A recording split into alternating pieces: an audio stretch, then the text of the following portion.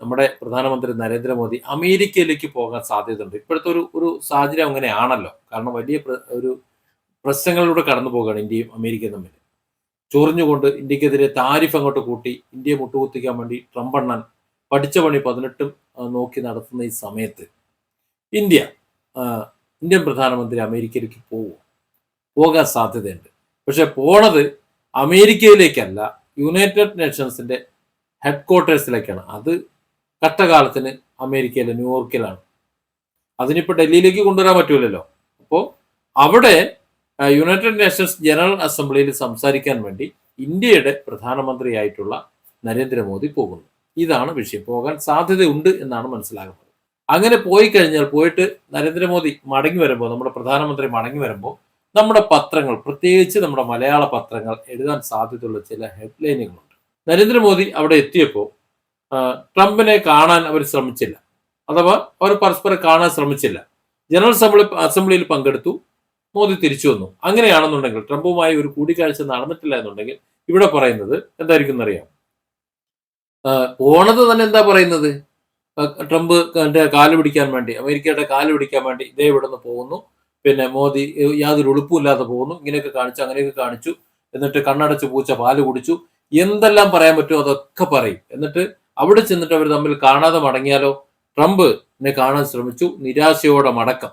അങ്ങനെ പറയും, നിരാശയോടെ മടക്കം. ട്രംപ് കാണാൻ കൂട്ടാക്കിയില്ല, പലതവണ കാത്തു നിന്നു, മൈപ്രണ്ട് കുറെ വിളിച്ചു, എന്നിട്ടൊന്നും ട്രംപ് തിരിഞ്ഞു നോക്കിയില്ല. വളരെ നിരാശരായി, വിഷണനായി നരേന്ദ്രമോദി മടങ്ങുന്നു എന്നായിരിക്കും പിറ്റേന്നത്തെ പത്രങ്ങളുടെ തലക്കെട്ടുകളിൽ പ്രധാനമായി വരുന്നത്. ഇനി ഒരുപക്ഷെ കണ്ടാലോ, നമുക്ക് അങ്ങനെ ചിന്തിക്കാം. മോദിയും ട്രംപും തമ്മിൽ കണ്ടു, കാരണം ആ രാജ്യത്ത് ചെല്ലുന്നതാണ്, അവിടെ പ്രസിഡന്റാണ്, ഇവിടെ പ്രധാനമന്ത്രിയാണ്, രണ്ട് രാജ്യത്തെ പ്രഥമ ഭരണാധികാരികൾ തമ്മിൽ കാണുന്നു. അങ്ങനെ കാണുന്ന ഒരു സാഹചര്യം, ട്രംപ് ക്ഷണിച്ചു കഴിഞ്ഞാൽ പ്രധാനമന്ത്രിക്ക് നിരസിക്കാൻ പറ്റില്ല. ഞാൻ വരില്ല, ഞാൻ പോകുകയാണെന്ന് പറഞ്ഞിട്ട് പോരാൻ പറ്റുമോ? അത് പറ്റില്ല. അപ്പൊ അങ്ങനെയാണെങ്കിൽ അവിടെ തമ്മിൽ കാണും.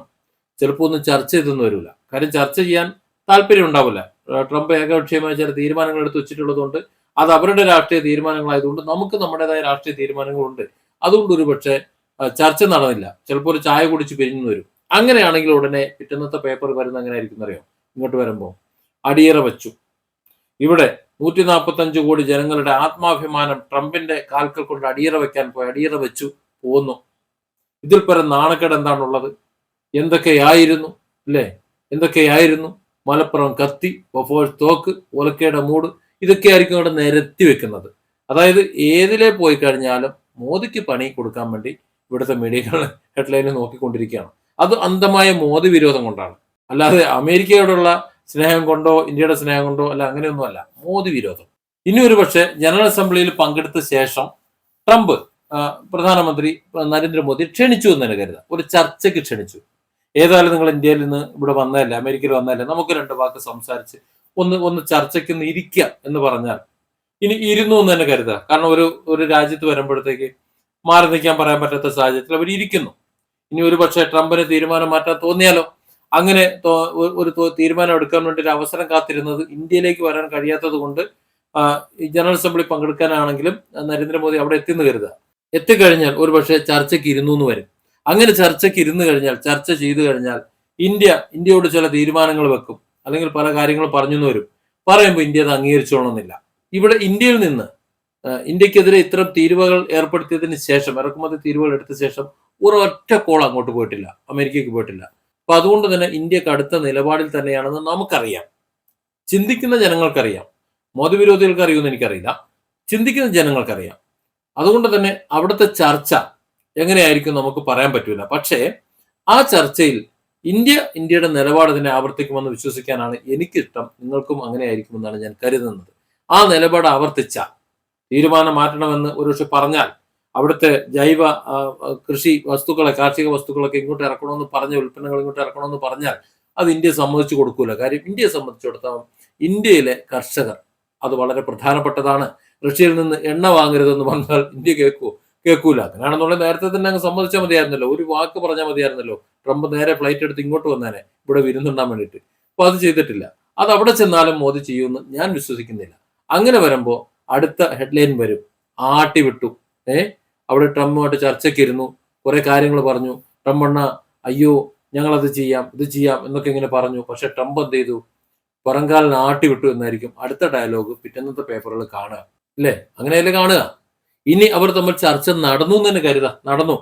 അതിൽ ചർച്ച നടന്ന സമയത്ത് ട്രംപ് തീരുമാനം മാറ്റി. കാരണം അവർക്ക് തന്നെ ഇപ്പൊ തന്നെ മനസ്സിലായി, കാര്യം അമേരിക്കയിൽ രൂക്ഷമായ വിലക്കയറ്റമാണ്. ഇപ്പൊ ഇന്നത്തെ കാര്യം ഞാൻ പറഞ്ഞുതരാം. ഇന്ന് ചെമ്മീൻ വാങ്ങാൻ ചെന്നപ്പോൾ അവിടുത്തെ കച്ചവടക്കാർ പറയും, മീൻ കച്ചവടക്കാർ പറയണം, അമേരിക്കയിലേക്ക് എന്തോ വിഷയമുണ്ട്, അങ്ങോട്ട് മീനൊന്നും കയറ്റുമതി പോകുന്നില്ല. അപ്പൊ ഇത്രയും വലിയ ചെമ്മീൻ ഇവിടെ കണ്ടപ്പോൾ ഞാൻ തന്നെ അത്ഭുതപ്പെട്ടു പോയി. അത്രയും വലിയ ചെമ്മീനാണ്. അപ്പൊ ആ ചെമ്മീൻ ഇവിടെ വരുന്നുണ്ടെങ്കിൽ ഇത് അമേരിക്കക്കാർ തിന്നോണ്ടിരുന്ന ചെമ്മീനാണ്, അങ്ങോട്ട് കയറി ചെല്ലുന്നില്ല. അതിവിടെ ഇന്ത്യൻ മാർക്കറ്റിൽ എന്റെ നാട്ടിലെ കുന്നുംപുറത്ത് അത് വിതരണം ചെയ്തു തുടങ്ങി. അത്രയും വലിയ ചെമ്മീന് ഞാൻ കണ്ടിട്ടില്ല ഇതുവരെ. നമ്മുടെ മാർക്കറ്റിൽ അത്രയും വലിയ ചെമ്മീൻ കണ്ടില്ലായിരുന്നു. അപ്പൊ ഇത് സായിപ്പന്മാർക്ക് കയറ്റി വെച്ചുകൊണ്ടിരുന്ന സാധനം അങ്ങോട്ട് കയറ്റി അയക്കാതെ ഇവിടെ നമുക്ക് കിട്ടിത്തുടങ്ങി. അതായത് ഇന്ത്യൻ മാർക്കറ്റിൽ അത് വിതരണം നടന്നു തുടങ്ങി. അവന്മാർക്ക് മര്യാദയ്ക്ക് വായ്ക്ക് രുചിയുള്ള ഭക്ഷണം ചെല്ലുന്നത് ഇന്ത്യയിൽ നിന്നാണ്. സംശയം ഉണ്ടാ കാര്യത്തിൽ അമേരിക്കയ്ക്ക് അങ്ങനെ സംശയമൊന്നുമില്ല. അവിടെ രൂക്ഷമായ വിലക്കയറ്റം ഇപ്പൊ നടന്നുകൊണ്ടിരിക്കുന്നു. അപ്പൊ ആ സാഹചര്യത്തിൽ ട്രംപ് എന്ത് ചെയ്യും? ഒരു ധാരണയൊക്കെ ഉണ്ടാക്കിയിട്ട് ചിലപ്പോ ഇതൊക്കെ ഒന്ന് പിൻവലിച്ചിട്ട് ഒരു 10%, ഒരു 5%, ചിലപ്പോൾ അത് ഇല്ലാത്ത ഒരു സാഹചര്യം വരും. അപ്പോൾ ഉടനെ ഇങ്ങോട്ട് വരുമ്പോഴത്തേക്ക് അടുത്ത വാർത്ത എഴുതും, ട്രംപ് കനിഞ്ഞു, മോദി പോയി ട്രംപിന്റെ കാല് നക്കി, ഷൂസ് നക്കി, പിന്നെ വേറെന്തൊക്കെ ചെയ്തു. നേരത്തെ പറഞ്ഞ പോലെ ആത്മാഭിമാനം പണയം വെച്ചു, ചെന്ന് കാല് പിടിച്ചു, ട്രംപിന്റെ കാല് പിടിച്ചു, ട്രംപ് കനിഞ്ഞു. അതായിരിക്കും അടിച്ചുവിടുക. ഇതാണ് എന്ത് വിചാരിച്ചാലും ഏത് രീതിയിൽ പോയി കഴിഞ്ഞാലും പ്രശ്നമാണ്. ഈ ഏതപ്പം ചെത്താലും കോഴിക്ക് കിടക്കപ്പുറത്തില്ല എന്ന് പറയില്ലേ, ആ ഒരു അവസ്ഥയാണ് ഇവിടെ അവസ്ഥ. ഇവിടെ അതാണ് സംഭവിക്കാൻ പോണത്. അതായത് നരേന്ദ്രമോദിയാണ് ഇവിടുന്ന് പോകേണ്ടി വരുന്നത് എന്നത് കൊണ്ട് അത് ഒരുപക്ഷെ യുണൈറ്റഡ് നേഷൻസ് ജനറൽ അസംബ്ലിയിൽ പങ്കെടുക്കാനാണോ എന്നതൊന്നും ഒരു വിഷയമല്ല. ഈ അമേരിക്കയിലേക്കാണ് പോണത്, ന്യൂയോർക്കിലേക്കാണ് പോണത് എന്നതുകൊണ്ട് തന്നെ ട്രംപിനെ കാണാൻ കാല് പിടിക്കാൻ പോകുന്നു എന്നും തുടങ്ങുന്ന ആ തലവാചകം മുതൽ തിരികെ ഇങ്ങോട്ട് വരുമ്പോൾ ഉണ്ടാകുന്ന ഈ വാർത്തകൾ, ഇത് എങ്ങനെ പോയി കഴിഞ്ഞാലും എന്ത് സംഭവിച്ചു കഴിഞ്ഞാലും ഇവിടെ വരുന്ന വാർത്തകൾ ഇങ്ങനെയൊക്കെ തന്നെ ആയിരിക്കും. അതായത് നമ്മൾ ഇന്ത്യക്കാരുണ്ടല്ലോ, ഇന്ത്യക്കാർക്ക് ഇന്ത്യൻ ഭരണാധികാരികളോട് പുച്ഛമാണ്. അമേരിക്കക്കാർക്ക് എന്നാൽ പുച്ഛം എന്ന് പറയാം. അമേരിക്കക്കാർക്ക് അങ്ങനെ പുച്ഛമൊന്നുമില്ല. അവർക്ക് ട്രംപിനോടും പുച്ഛമില്ല, ഇനി ബൈഡനോടും പുച്ഛമില്ല. അങ്ങനെ ഉണ്ടെന്നുണ്ടെങ്കിൽ അത് വരും. അവർ രണ്ട് ചേരിയായിട്ട് നിൽക്കുന്നുണ്ടെങ്കിലും അവരുടെ രാഷ്ട്ര വളർച്ച അവർ നടത്തുന്നുണ്ട്. ആര് വന്നാലും, ബൈഡൻ വന്നാലും ട്രംപ് വന്നാലും അവരുടെ രാഷ്ട്രത്തിന് വേണ്ടിയാണ് പ്രവർത്തിക്കുന്നത്. അല്ലാന്ന് പറയാൻ പറ്റുമോ? ഇവിടെ അതല്ല. ഇവിടെ മോദി വിരോധം കൊണ്ടും അതുപോലെ വേറെ ആരെങ്കിലും ഉണ്ടെങ്കിൽ അവരുടെ വിരോധം കൊണ്ടും, ഇനി ഇതിന് എതിര് വേറെ സർക്കാർ ആണെങ്കിൽ അവരുടെ വിരോധം കൊണ്ടും, അങ്ങനെ മൊത്തത്തിൽ രാഷ്ട്രീയ വിരോധം കൊണ്ട് നമ്മുടെ രാഷ്ട്രത്തെ മറന്നു പോകുന്ന ഒരു അന്തരീക്ഷമാണ് ഇവിടെ ഉള്ളത്. ഇതാണ് വ്യത്യാസം, അമേരിക്ക ഇന്ത്യ തമ്മിലുള്ള വ്യത്യാസം. ആ ഒരു വ്യത്യാസം എന്ന് ഇന്ത്യക്കാർ മനസ്സിലാക്കുന്നു, അന്നേ നമ്മുടെ രാഷ്ട്രം നന്നായി തുടങ്ങുള്ളൂ. Different angles. Don't forget to subscribe and support this channel.